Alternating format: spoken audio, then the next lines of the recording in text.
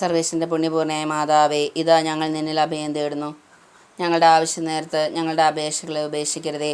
ഭാഗ്യവതിയും ആശ്രവദിക്കപ്പെട്ടവളുമായ കന്യകാമാതാവേ, സകല ആപത്തുകളിൽ നിന്നും എപ്പോഴും ഞങ്ങളെ കാത്തുകൊള്ളണമേ. ഈശോ മിശിഹായുടെ വാഗ്ദാനങ്ങൾക്ക് ഞങ്ങൾ യോഗ്യരാകുവാൻ സർവേശ്വരൻ്റെ പരിശുദ്ധ മാതാവെ ഞങ്ങൾക്ക് വേണ്ടി അപേക്ഷിക്കണമേ. പ്രാർത്ഥിക്കാം.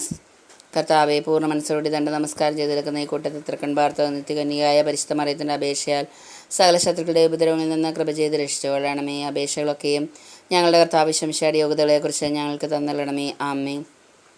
പരിശുദ്ധരാജ്ഞി, കരുണയുള്ള മാതാവേ സ്വസ്തി. ഞങ്ങളുടെ ജീവനും മാധുര്യവും ശരണവുമേ സ്വസ്തി. ഹവ്വായുടെ പുറന്തള്ളപ്പെട്ട മക്കളായ ഞങ്ങൾ അങ്ങേ പക്കൽ നിലവിളിക്കുന്നു. കണ്ണുനീരിൻ്റെ താഴ്വരയിൽ നിന്ന് വിങ്ങിക്കരഞ്ഞുകൊണ്ട് അങ്ങേ പക്കൽ ഞങ്ങൾ നെടുവേർപ്പെടുന്നു. ആകയാൽ ഞങ്ങളുടെ മധ്യസ്ഥയെ അങ്ങയുടെ കരുണയുള്ള കണ്ണുകൾ ഞങ്ങളുടെ നേരെ തിരിക്കണമേ. ഞങ്ങളുടെ പ്രവാസത്തിന് ശേഷം അങ്ങയുടെ ഉദരത്തിൻ്റെ അനുഗ്രഹീത ഫലമായ ഈശോയെ ഞങ്ങൾക്ക് കാണിച്ചു തരണമേ. കരുണയും വാത്സല്യവും മാധുര്യവും നിറഞ്ഞ കന്യകാമറിയമേ, ആമേൻ. പ്രാർത്ഥിക്കാം. സർവ്വശക്തിയുള്ളവനും ഈശോ മിശിഹായുടെ വാഗ്ദാനങ്ങൾക്ക് ഞങ്ങൾ യോഗ്യരാകുവാൻ സർവേശ്വരൻ്റെ പരിശുദ്ധ മാതാവെ ഞങ്ങൾക്ക് വേണ്ടി അപേക്ഷിക്കണമേ.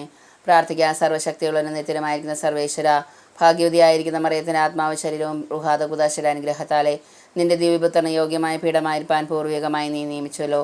ഈ ദിവ്യമാതാവിനെ നനച്ച് സന്തോഷിക്കുന്ന ഞങ്ങൾ ഇവരുടെ അനുഗ്രഹമുള്ള അപേക്ഷയാലെ ഈ ലോകത്തിലുള്ള സകല ആപത്തുകളിലും നിത്യമരണത്തിൽ നിന്ന് രക്ഷിക്കപ്പെടുവാൻ കൃപ ചെയ്യണമേ. ഈ യാചനകളൊക്കെയും ഞങ്ങളുടെ കർത്താവ് ഈശോ മിശിഹായുടെ തിരുമുഖത്തെക്കുറിച്ച് ഞങ്ങൾക്ക് അങ്ങ് തന്നള്ളണമേ. ആമേൻ.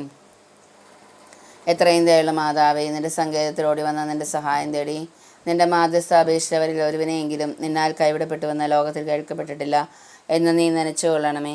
കന്യകകളുടെ രാജ്ഞിയായ കന്യകേ, ദയയുള്ള മാതാവേ, ഇവണ്ണമുള്ള ശരണത്താൽ ധൈര്യപ്പെട്ട നിന്റെ തൃപ്പാദത്തിങ്കൽ ഞാൻ അണഞ്ഞു വരുന്നു.